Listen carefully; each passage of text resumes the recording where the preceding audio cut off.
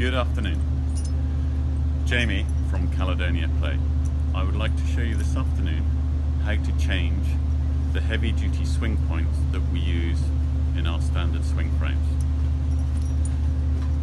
Basically, on one end we have a 17mm nylon locking nut.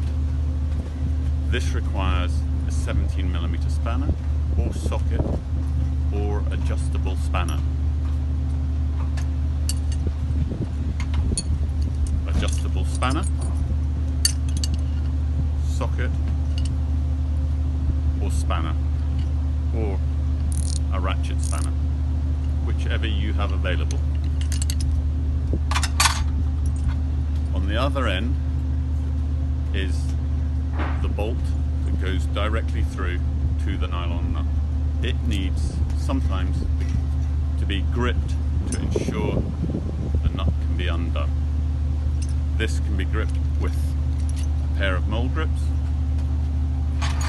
or a pair of pliers. You can grip them like so as this unturns.